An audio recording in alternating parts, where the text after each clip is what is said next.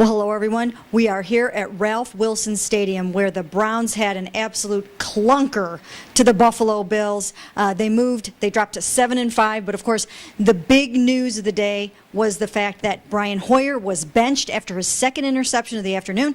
Johnny Manziel came in, gave the team a spark, scored on a 10-yard run at the end of his 80-yard drive. It was exciting. It was scintillating, and now we will have to see what happens.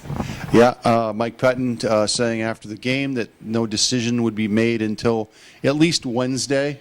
So obviously everyone's going to be kind of waiting to see what happens over the next two games. I'm still sure there'll be a lot of talk about this. But what do you think, Mary Kay? Well, you know what? My gut feeling right now, and it's just, not too long after the game, my gut feeling is that they will go to Johnny Manziel. And the reason why I say that is because this was at least the third straight game where Brian Hoyer has been off. He hasn't thrown a touchdown pass in 9 quarters. He's only had 1 in the last 15. His last 3 ratings have been 61, 52, 51 this game. He has, 8 interceptions and only 3 touchdowns in the last 5 games. So, and again, this was his, 6th interception in the last 3 games. So things have not been going in his direction. Yeah, I tend to agree with you. I tend to think that they're going to make the change. And the thing today, I mean, my goodness, they had their chances. They had their chances for 2.5 quarters to win this game.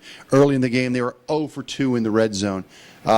They had the drive where Joe Hayden has the interception. They have the ball on the 30-yard line, and they go backwards. They go backwards back to the 38. They don't even get a field goal attempt out of it. So right now, Brian Hoyer, who's done a nice job most of the season, has just he seems to be in a rut, and I don't know if he can get himself out of it. Well, the other thing is he has miscommunication with Josh Gordon. Those two on certain plays just are not on the same page, and that was the cause of the 1 interception in the second quarter. Very costly, of course.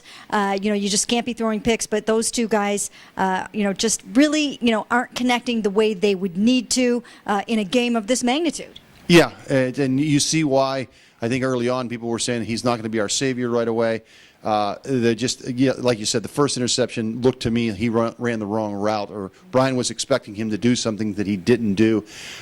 He didn't have a huge impact on the game today. I mean, at least from a positive standpoint. Had 7 or 8 catches for 78 yards, but really wasn't a major factor. I actually, probably his best play in the game was batting down what would have been Brian's 3rd interception. So kind of a quiet day for Josh Gordon. Well, the other thing to look at, of course, and I know the quarterbacks are all the talk, but even Mike Pettin said today that fumble by Terrence West, he said, look, that cost him the game. He felt that was the turning point in the game, and he said it's inexcusable. Given the nature of the way this game was going, it was 3-0 for the longest time. You just had a sense that one big mistake was going to swing this game, and that's exactly what happened.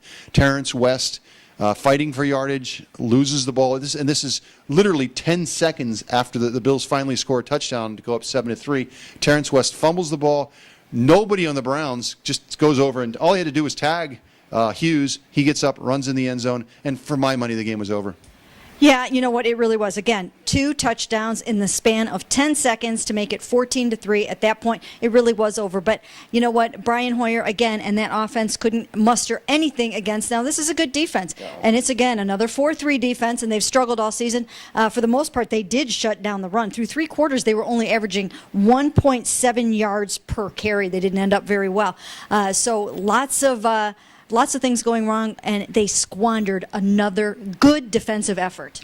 Yeah, I mean, I don't know when the Bills finally got 2 third-down conversions. Now, the Browns only had 3, but, I mean, to lose by 16 points and hold a team to 2 of 15 on third downs, I don't know if I've ever seen it, to get beat that badly. The defense was terrific today. You can't hang this at all on them. In fact, they probably only had the 1 drive after Johnny scored the touchdown. They weren't able to kind of get the ball back for Johnny in time, or they gave up a field goal. But otherwise, I thought it was a terrific defensive effort. Right, Joe Hayden, an interception. He blocked a field goal. So, there were a lot of guys that came up big. Most of those guys, unfortunately for the Browns, were not on the offensive side of the ball. ball, and now we will have big news all week. Let's expect all those national media to come back into town. Let's expect this to be all over talk radio, and you can see it on all the national TV sites and all that stuff. It's Johnny football time in Cleveland. We'll see if he gets to start next week against those Indianapolis Colts at home. For right now, that's it from Ralph Wilson Stadium.